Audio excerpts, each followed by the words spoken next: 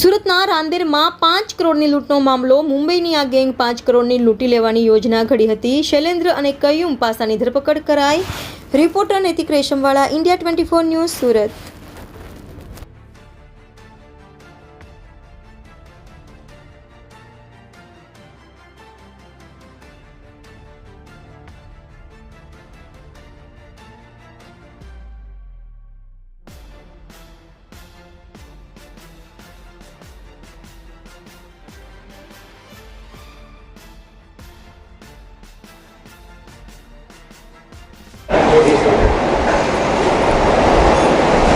ગઈકાલે સુરત શહેરમાં Rander police station વિસ્તારમાં અંદાજિત 2:15 વાગ્યા આસપાસ એક હરીશ વાકાવાલા જે કાપડનો ધંધો કરે છે એ પોતાના 5 કરોડ રૂપિયા લઈ અને પોતાના એક મિત્ર શ્રીકાંત જોશી સાથે એક ગાડીમાં જતા હતા.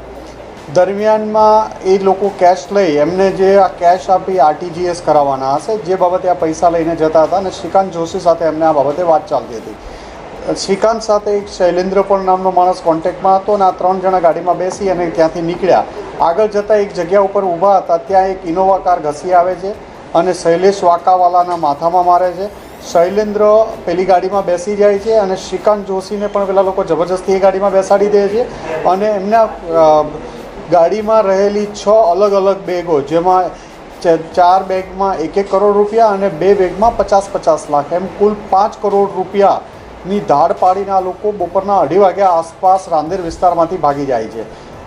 ફરિયાદીએ સતર્કતા દાખવી તાત્કાલિક પોલીસ કંટ્રોલ રૂમને 15-20 મિનિટમાં જાણ કરી કે આવો ગંભીર બનાવ બન્યો છે, જે ગંભીર બનાવને ધ્યાનમાં લઈ કંટ્રોલ અને મહેરબાન પોલીસ કમિશનર સાહેબ તથા અન્ય સિનિયર પોલીસ ઓફિસરોને જાણ કરવામાં આવી હતી. જે અનુસંધાને પોલીસ કમિશનરશીપ સાહેબ દ્વારા ગુજરાતમાં અલગ અલગ જગ્યાઓએ 30થી 40-50 મિનિટ જેટલો જ સમય પસાર થયો હોય, અલગ અલગ જગ્યાઓમાં કોમ્બિંગ કરવા માટે, નાકાબંધી કરવા માટે સ્ટેટ કંટ્રોલ દ્વારા મેસેજ કરવામાં આવ્યો. કમિશનર સાહેબ શ્રી દ્વારા સુરત રેન્જ આઈજી સાહેબને તાત્કાલિક ઇન્ફોર્મ કરવામાં આવ્યું.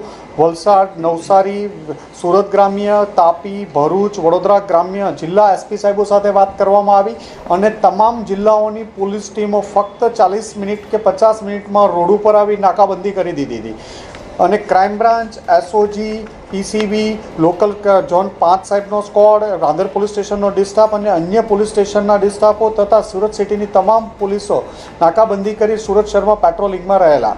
દરમિયાનમાં આ ગાડી ઉપર જે CCTV માટે પણ એક અલાયદી ટીમ બનાવવાની 30 માણસોની, આ લોકોએ ત્યાંથી જે બનાવમાં કઈ ગાડી ઇનોવા હતી એનો નંબર, પ્રાથમિક માહિતી મેળવવાનો પ્રયત્ન કર્યો, જેમાં એક ગાડી નંબર GJ05CJ0183 નંબરની ગાડીનો નંબર આઈડેન્ટિફાઈ થયો હતો. ગાડી જોવા મળી હતી કે આ ગાડીમાં આ લોકો પૈસા લઈને ભાગ્યા છે. આ ગાડીનું નંબર, વર્ણન ને અંદર બેઠેલા માણસોનું વર્ણન તમામ જિલ્લાઓને જાણ કરવામાં આવી હતી અને જે તપાસ દરમિયાન 2 જ કલાકમાં આ ગાડી વલસાડના જે બગવાડા ટોલ બૂથ છે ત્યાં આગળ આ ગાડીનો નંબર બદલી દેવામાં આવ્યો હતો, પણ અંદર બેઠેલા માણસોનું વર્ણન અને ગાડી MH4 પાસિંગ 04 પાસિંગનું લગાડવામાં આવ્યું હતું. તો જે આધારે એ પોલીસની હાઈવે ઉપર વલસાડ LCBની ટીમને જોઈ અને ભાગવા જતાં એમણે પીછો કર્યો અને પીછો કરીને આગળ જતાં 2 અસમો, કયુમ પાશા શેખ જે મુંબઈ ભિવંડીનો રહેવાસી છે અને એની સાથે શૈલેન્દ્રસિંહ જે જોગેશ્વરી મુંબઈનો રહેવાસી છે, શૈલેન્દ્રસિંહ કુંજબિહારી, આ બંનેને પકડી પાડવામાં આવ્યા. એમની પાસેથી અંદાજે 4 કરોડ 54 લાખ જેટલા રૂપિયા મળ્યા છે. ઇનોવા ગાડી મળી આવી છે અને આ આખી એમો જોઈએ તો આમની સાથે 9 માણસોની ટીમ 2 ગાડીમાં આવેલી હતી. એક ગાડીમાં 5 માણસો અને બીજી ગાડીમાં 3 માણસો અને શૈલેન્દ્ર પહેલેથી આમની પાસે RTGSના પૈસાના બહાને આવેલો હતો અને બીજા માણસોને ટીપ આપી અને ધાડ પાડવાનો આ લોકોએ પ્લાન કરેલો હતો.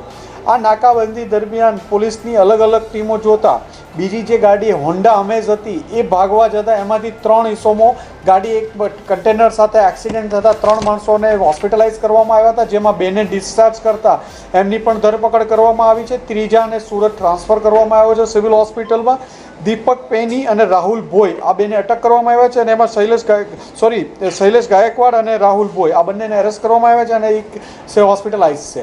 આમ ગણતરીના 3 કલાકમાં સુરત પોલીસ અને વલસાડ પોલીસ અને અન્ય ટીમોની મદદથી 4 કરોડ એક મોટી ધાડને અંજામ આપતા મુદ્દામાલ અને આરોપી સાથે પકડી પાડવામાં આવ્યા છે.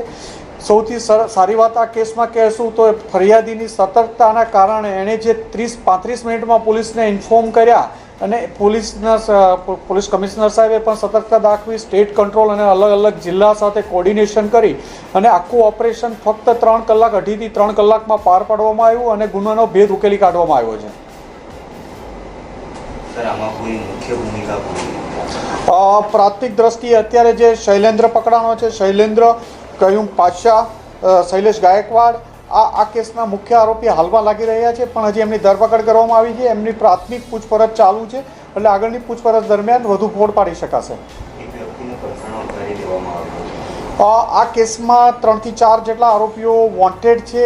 એ લોકો ક્યાં ઉતારવામાં આવ્યા હતા, કોણ કોણ હતા, એ બાબતની પણ પોલીસ દ્વારા તપાસ ચાલુ છે. સર 5 કરોડ બ્લેકના વ્હાઇટ કરવાનું, આરટીજીએસ કરવાની, એ લોકોની કઈ સિસ્ટમ હતી, કઈ વાત? એમની પાસે કેશ હતી અને આરટીજીએસથી ચેકથી પૈસા એમને જોતા હતા ફરિયાદીને, હરીશ વાકાવાલાને. તો જે અનુસંધાને આમની પાસેથી કોઈ ટ્રાન્સફર કરવા માટે આ પૈસા લઈને એમને એક શ્રીકાંત જોશીનો સંપર્ક થયેલો છે અને શ્રીકાંત જોશી મારફતે શૈલેન્દ્રનો કોન્ટેક્ટ થયો હતો અને શૈલેન્દ્રે આખો પ્લાન કરી કાઢેલો. મોટી રકમ છે એટલે આવકવેરા વિભાગને સમગ્ર પોલીસ દરમિયાન તમામ કાયદેસરની કાર્યવાહી કરવામાં આવશે. સર આ જે 2 નંબરના રૂપિયાની જે વાત છે, જે વ્હાઇટના પૈસા જે કરવા માટેની આખી પ્રક્રિયા હતી, તો ત્યાં કયા કયા ડિપાર્ટમેન્ટને પોલીસ તરફથી કહેવામાં આવશે? જે સંલગ્ન તમામ ડિપાર્ટમેન્ટને જાણ કરવામાં આવશે. ઇન્કમટેક્સ છે, ઈડી છે, બધાને એકવાર કન્ફર્મ કરીને જાણ કરવામાં આવશે. સર આ આખી ટીમ જે રીતે માહિતી મળી છે કે બીજા કેટલાક લોકોને આ રીતે જે ભોગ બનાવતા હોય છે, તો કોઈ તપાસની અંદર બીજા કોઈ ગુનો? હા, તમે કોઈ પણ પ્રકારના ડર વગર પોલીસ સાથે સતર્કતા રાખી પોલીસને જાણ કરશો તો કોઈ પણ પ્રકારના ગંભીર ગુના, જે પ્રાથમિક જે એને ગોલ્ડન અવર્સ કહે છે, એ સમય દરમિયાન આમાં એમને ફરિયાદીએ સતર્કતા દાખવી અને પોલીસને જાણ તરત કરી 25-30 મિનિટમાં, તો પોલીસ પકડી શકી છે અને આરોપી સુધી પહોંચી શકાણું છે.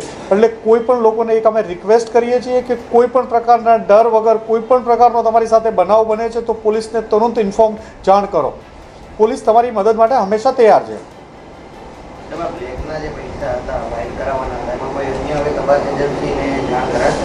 હા. ઓકે. Sir India